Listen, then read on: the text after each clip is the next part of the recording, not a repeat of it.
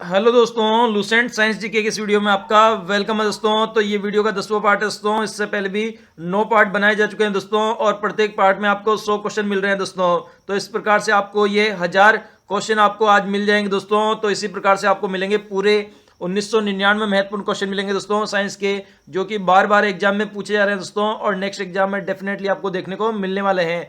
तो सारे ही क्वेश्चन रट लेने दोस्तों, बिल्कुल भी मिस नहीं करना दोस्तों, क्योंकि रेलवे, पुलिस, एसएससी, पटवारी, यूपीएससी और एनटीपीसी एग्जामों के लिए ये वीडियो काफी इंपॉर्टेंट साबित होने वाला है दोस्तों। अगर डेली आपको लूसेंट साइंस जीके की वीडियो प्राप्त करनी है तो स्टडी रीड आउट चैनल को सब्सक्राइब कर लीजिए और बेल आइकन बटन को भी दबा लीजिए दोस्तों। तो शुरू करते हैं दोस्तों आज की वीडियो। क्वेश्चन है, सबसे हल्की धातु है? तो इसका करेक्ट आंसर है ऑप्शन नंबर ए, जो लिथियम धातु है जिसे Li से डिनोट किया जाता है, यह सबसे हल्की धातु है। नेक्स्ट है, सबसे भारी धातु है? तो इसका करेक्ट आंसर है ऑप्शन नंबर बी, जो ओस्मियम है वह सबसे भारी धातु है। नेक्स्ट है, निम्न में से किस वैज्ञानिक ने पोलोनियम तत्व की खोज की? तो इसका करेक्ट आंसर है option number B, madam Curie ने की थी पोलोनियम तत्व की खोज। नेक्स्ट है, आवर्त सारणी में दो तत्वों का नाम फ्रांस के नाम पर है से एक फ्रांसियन और दूसरा नाम कौन सा है? तो इसका करेक्ट आंसर है ऑप्शन नंबर सी, दूसरा नाम फर्मियम है और पहला है फ्रांसियम, जो कि फ्रांस के नाम पर दिए गए हैं आवर्त सारणी में। नेक्स्ट है, शून्य समूह में रखे गए तत्व किस नाम से जाने जाते हैं? तो इसका करेक्ट आंसर है ऑप्शन नंबर डी, इन्हें निष्क्रिय तत्व के नाम से जाना जाता है, शून्य समूह में रखे गए तत्वों को। नेक्स्ट है, कार्य का मात्रक है? तो इसका करेक्ट आंसर है ऑप्शन नंबर ए, जूल होता है कार्य का मात्रक। नेक्स्ट है, हृदय का पहला प्रतिस्थापन किसके द्वारा किया गया था? तो इसका करेक्ट आंसर है ऑप्शन नंबर डी, बर्नार्ड वैज्ञानिक के द्वारा किया गया था हृदय का सबसे पहले प्रतिस्थापन, बोले तो ट्रांसप्लांट। नेक्स्ट है, अक्रिय तत्व किस समूह के सदस्य है? तो इसका करेक्ट आंसर है ऑप्शन नंबर ए, शून्य समूह के सदस्य होते हैं अक्रिय तत्व। नेक्स्ट है, तत्व के भौतिक और रासायनिक गुण उसकी परमाणु संख्या के आवर्त फलन होते हैं का नियम किसने प्रतिपादन किया है? तो इसका करेक्ट आंसर है ऑप्शन नंबर ए, मोसले वैज्ञानिक ने यह नियम प्रतिपादित किया है कि उसकी भौतिक और जो रासायनिक गुण है उसके परमाणु क्रमांक के आवर्त फलन होते हैं। क्वेश्चन है, निम्नलिखित में से किस एक पर आधुनिक आवर्त सारणी आधारित है? तो इसका करेक्ट आंसर है ऑप्शन नंबर बी, परमाणु संख्या पर आधारित है। नेक्स्ट है, आवर्त सारणी का सबसे लंबा रूप निर्भर करता है? तो इसका करेक्ट आंसर है ऑप्शन नंबर सी, परमाणु संख्या पर निर्भर करता है आवर्त सारणी का लंबा रूप। नेक्स्ट है, तत्वों की आवर्त सारणी के जनक कौन है? तो इसका करेक्ट आंसर है ऑप्शन नंबर सी, मेंडलीफ है, जो कि आवर्त सारणी के जनक है। नेक्स्ट है, आधुनिक आवर्त नियम के प्रवर्तक है? तो इसका करेक्ट आंसर है ऑप्शन नंबर ए, मोसले है आधुनिक आवर्त नियम के प्रवर्तक। नेक्स्ट है, आधुनिक आवर्त सारणी में आवर्तों की कुल संख्या है? तो इसका करेक्ट आंसर है ऑप्शन नंबर बी, आवर्तों की संख्या 7 होती है। नेक्स्ट है, आधुनिक आवर्त सारणी में वर्गों की संख्या है? तो इसका करेक्ट आंसर है ऑप्शन नंबर सी, वर्गों की संख्या 18 होती है और आवर्त की संख्या 7 होती है, ये नोट कर लीजिए दोस्तों। नेक्स्ट है, आवर्त सारणी में क्षैतिज स्तंभों को कहते हैं? तो इसका करेक्ट आंसर है ऑप्शन नंबर ए, इन्हें आवर्त कहते हैं, जो क्षैतिज स्तंभ होते हैं उन्हें। नेक्स्ट है, आवर्त सारणी में ऊर्ध्व स्तंभों को कहा जाता है? तो इसका करेक्ट आंसर है ऑप्शन नंबर बी, इन्हें वर्ग कहा जाता है। नेक्स्ट है, आधुनिक आवर्त सारणी में तत्वों के वर्गीकरण का आधार है? तो इसका करेक्ट आंसर है ऑप्शन नंबर ए, परमाणु संख्या है। नेक्स्ट है, मेंडलीफ की आवर्त सारणी में तत्वों का वर्गीकरण का आधार है? तो इसका करेक्ट आंसर है ऑप्शन नंबर ए, परमाणु द्रव्यमान के अकॉर्डिंग किया गया है। तत्वों का वर्गीकरण मेंडलीफ की आवर्त सारणी में। नेक्स्ट है आधुनिक आवर्त नियम का प्रतिपादन किसने किया था? तो इसका करेक्ट आंसर है ऑप्शन नंबर डी बिल्कुल करेक्ट है, मोस्ले ने किया था। नेक्स्ट है किस वैज्ञानिक ने सर्वप्रथम आवर्त सारणी का निर्माण किया? तो इसका करेक्ट आंसर है ऑप्शन नंबर बी, मेंडलीफ ने किया था सबसे पहले आवर्त सारणी का निर्माण। नेक्स्ट है पौधे की वृद्धि गतियों जो प्रकाश उद्दीपन के कारण होती है उन्हें कहते हैं। तो इसका करेक्ट आंसर है ऑप्शन नंबर ए, इसे हीलियोट्रोपिज्म कहते हैं, जिसमें जो पौधे की वृद्धि है वह प्रकाश उद्दीपन के कारण होती है। नेक्स्ट है मेंडलीफ के अनुसार तत्वों के गुण आवर्ती फलन होते हैं। तो इसका करेक्ट आंसर है ऑप्शन नंबर ए, परमाणु भार के आवर्ती फलन होते हैं। नेक्स्ट है तत्वों के भौतिक और रासायनिक गुण उसके भारों के आवर्त फलन होते हैं, यह नियम किसने प्रतिपादित किया? तो इसका करेक्ट आंसर है ऑप्शन नंबर ए, मेंडलीफ ने किया। नेक्स्ट है यदि तत्वों को बढ़ते परमाणु भारों के क्रम में लिखा जाए तो हर आठवां तत्व अपने से पहले तत्व के समान गुणों वाला होगा, यह नियम है। तो इसका करेक्ट आंसर है ऑप्शन नंबर डी, ये न्यूलैंड का अष्टक नियम है। नेक्स्ट है तत्वों के वर्गीकरण से संबंधित त्रिक के नियम का प्रतिपादन किया। तो इसका करेक्ट आंसर है ऑप्शन नंबर बी, डॉबरेनर ने किया था त्रिक नियम का प्रतिपादन। नेक्स्ट है तत्वों का सबसे पहले वर्गीकरण किसने किया था? तो इसका करेक्ट आंसर है ऑप्शन नंबर डी, डॉबरेनर ने किया था तत्वों का सबसे पहले वर्गीकरण। नेक्स्ट है निम्नलिखित जीवाश्म ईंधनों में से कौन सा स्वच्छतम ईंधन है? तो इसका करेक्ट आंसर है ऑप्शन नंबर सी बिल्कुल करेक्ट है, प्राकृतिक गैस है जो कि स्वच्छतम ईंधन है। नेक्स्ट है निम्न में से किसका प्रयोग रॉकेट में ईंधन के रूप में किया जा सकता है? तो इसका करेक्ट आंसर है ऑप्शन नंबर सी, द्रव हाइड्रोजन और द्रव ऑक्सीजन का प्रयोग किया जा सकता है नौदक या रॉकेट में ईंधन के रूप में। नेक्स्ट है तत्वों के वर्गीकरण से संबंधित अष्टक का नियम का प्रतिपादन किसने किया? तो इसका करेक्ट आंसर है ऑप्शन नंबर सी, न्यूलैंड्स ने किया था अष्टक नियम का प्रतिपादन। नेक्स्ट है प्रति ग्राम ईंधन द्वारा मोचित ऊर्जा की दृष्टि से निम्न में से सर्वोत्तम ईंधन कौन सा है? तो इसका करेक्ट आंसर है ऑप्शन नंबर ए, हाइड्रोजन है जो कि सर्वोत्तम ईंधन है। नेक्स्ट है निम्न में से कौन जीवाश्म ईंधन नहीं है? तो इसका करेक्ट आंसर है ऑप्शन नंबर सी, जो नाइट्रोजन है वह एक जीवाश्म ईंधन नहीं है। इसके अलावा कोयला, पेट्रोलियम, जल गैस ये तीनों ही जीवाश्म ईंधन के उदाहरण हैं। क्वेश्चन है निम्नलिखित में से कौन सा ईंधन तत्व नहीं है? तो इसका करेक्ट आंसर है ऑप्शन नंबर डी, हीलियम है जो कि ईंधन तत्व नहीं है। इसके अलावा यूरेनियम, थोरियम, रेडियम ये तीनों ही ईंधन तत्व है। नेक्स्ट है जलते हुए पेट्रोल को पानी से नहीं बुझाया जाता क्योंकि?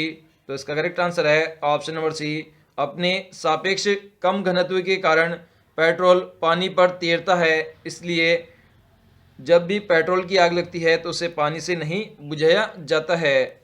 नेक्स्ट है अग्निशमन में कौन सी गैस प्रयुक्त होती है?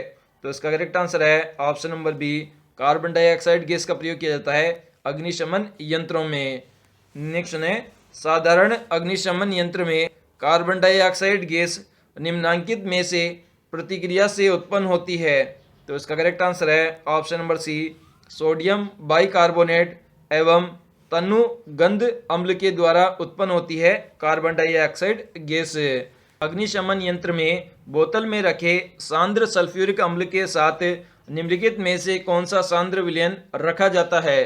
तो इसका करेक्ट आंसर है ऑप्शन नंबर ए बिल्कुल करेक्ट है, सोडियम बाइकार्बोनेट का सांद्र विलयन रखा जा सकता है सांद्र सल्फ्यूरिक अम्ल के साथ में अग्निशमन यंत्र में बोतल में। नेक्स्ट है निम्नलिखित गैसों में से कौन सी एक दहन पोषक है? तो इसका करेक्ट आंसर है option number D, oxygen gas है जो कि एक दहन पोषक गैस है। नेक्स्ट है सोडियम बाइकार्बोनेट को अग्निशामक के रूप में क्यों प्रयोग किया जाता है? तो इसका करेक्ट आंसर है ऑप्शन नंबर ए, आग की गर्मी प्राप्त कर यह CO2 गैस उत्पन्न करती है, इसलिए इसका अग्निशमन के रूप में प्रयोग किया जाता है।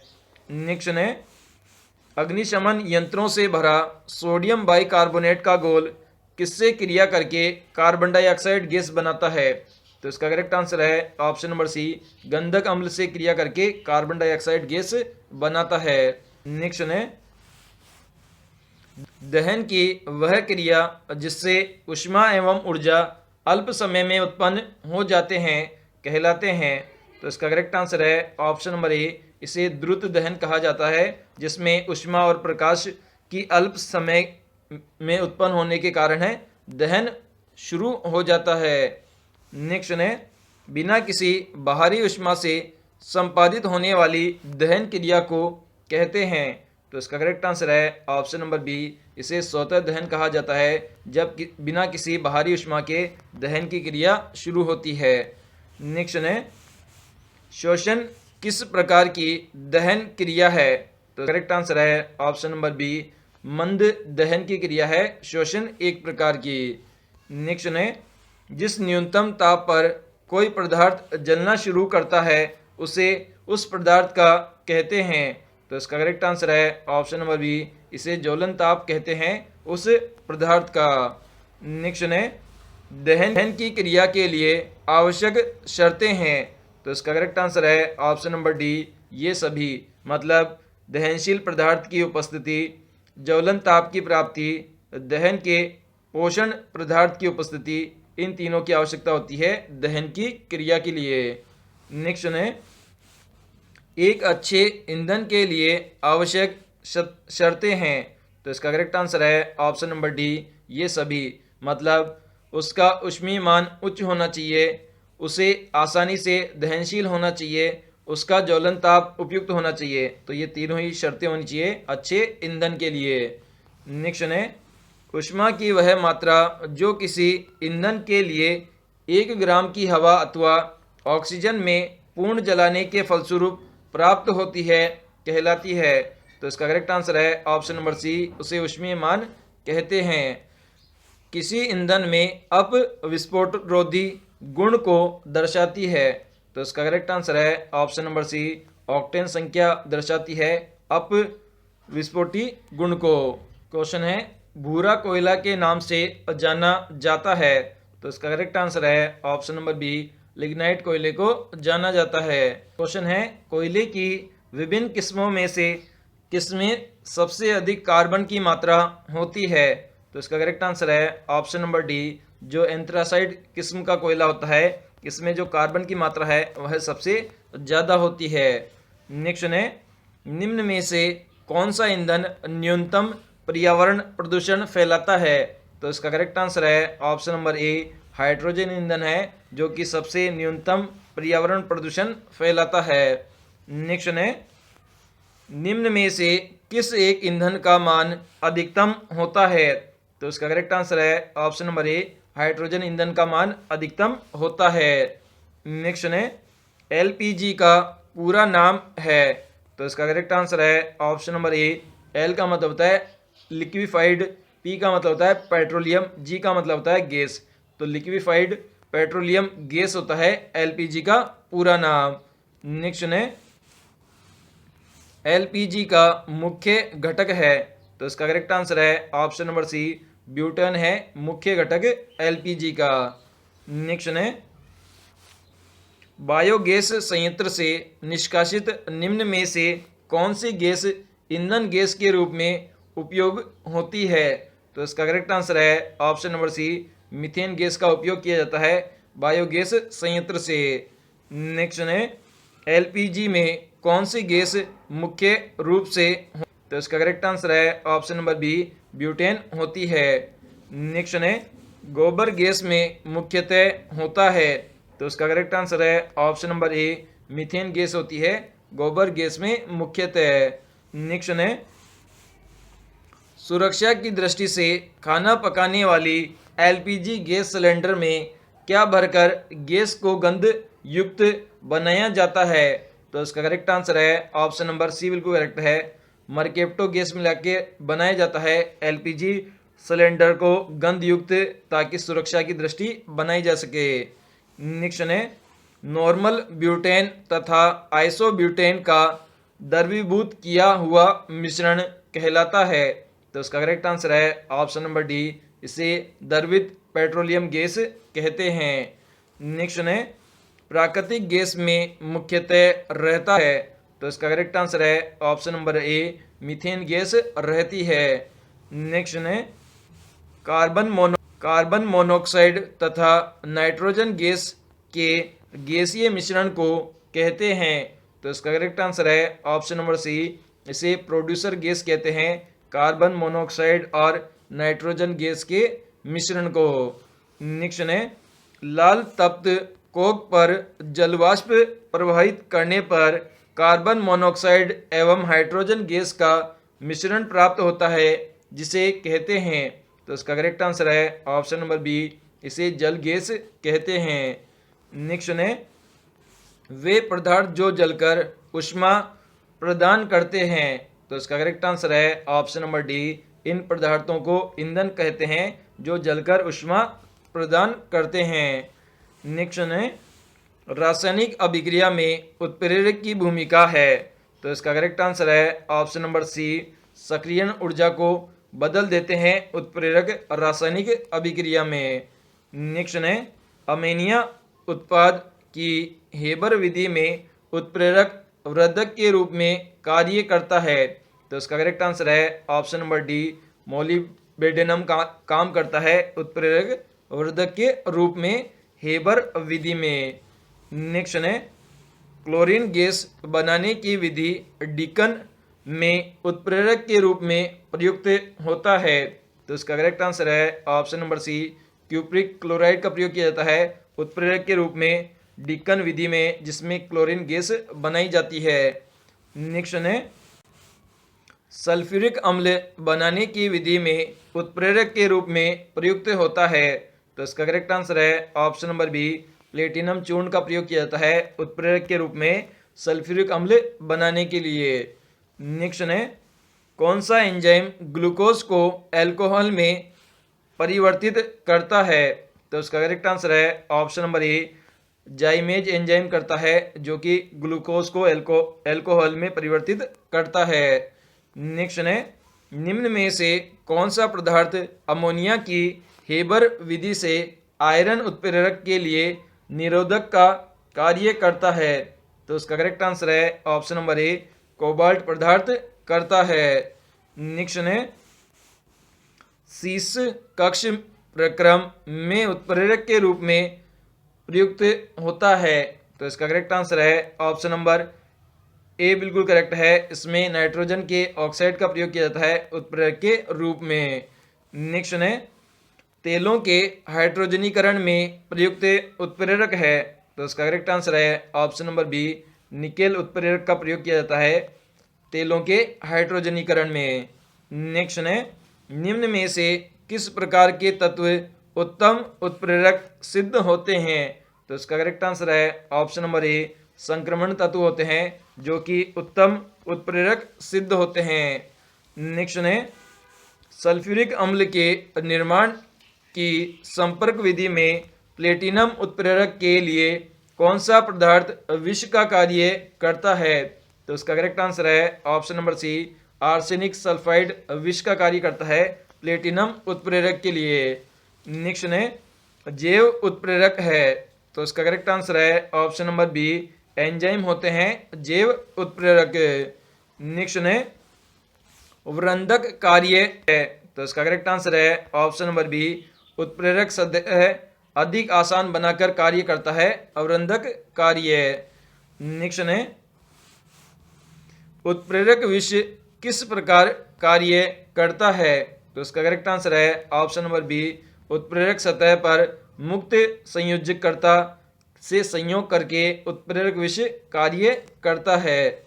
नेक्स्ट है उत्प्रेरक विष होता है। तो इसका करेक्ट आंसर है ऑप्शन नंबर ए, क्रिया निरोधक के रूप में कार्य करता है? उत्प्रेरक विषय। नेक्स्ट है, यदि किसी क्रिया में कोई उत्पाद उत्प्रेरक का करता है तो उसे कहते हैं? तो इसका करेक्ट आंसर है ऑप्शन नंबर सी, उसे स्व उत्प्रेरक कहते हैं जब कोई उत्पाद ही उत्प्रेरक की तरह कार्य करता है। नेक्स्ट है, क्वेश्चन है, धनात्मक उत्प्रेरक वह है जो, तो इसका करेक्ट आंसर है ऑप्शन नंबर बी, जो अभिक्रिया के वेग को बढ़ा देते हैं उन्हें धनात्मक उत्प्रेरक कहते हैं। नेक्स्ट है, ऋणात्मक उत्प्रेरक वह है जो, तो इसका करेक्ट आंसर है ऑप्शन नंबर ए, जो अभिक्रिया के वेग को कम कर देते हैं उन्हें ऋणात्मक उत्प्रेरक कहते हैं। नेक्स्ट है, जब अभिकारक और उत्प्रेरक दोनों की भौतिक अवस्थाएं समान होती है तो उत्प्रेरक कहलाता है? तो इसका करेक्ट आंसर है ऑप्शन नंबर बी, इसे समभंग उत्प्रेरक कहते हैं जब अभिकारक और उत्प्रेरक दोनों की जो भौतिक अवस्थाएं हैं वह समान होती है। नेक्स्ट है, उत्प्रेरक की खोज किसने की? तो इसका करेक्ट आंसर है ऑप्शन नंबर ए, वर्जिलियस ने की थी उत्प्रेरक की खोज का कार्य। नेक्स्ट है, उत्प्रेरक ऐसा पदार्थ है जो रासायनिक अभिक्रिया के वेग को करता है? तो इसका करेक्ट आंसर है ऑप्शन नंबर सी, परिवर्तित कर देता है उत्प्रेरक रासायनिक अभिक्रिया के वेग को। नेक्स्ट है, परम शून्य ताप है? तो इसका करेक्ट आंसर है ऑप्शन नंबर बी, सैद्धांतिक रूप से न्यूनतम संभव जो तापमान होता है उसे परम शून्य ताप कहते हैं। नेक्स्ट है, परम ताप का मान होता है? तो इसका करेक्ट आंसर है ऑप्शन नंबर बी, बिल्कुल करेक्ट है, -273 डिग्री सेंटीग्रेड होता है परम ताप का मान।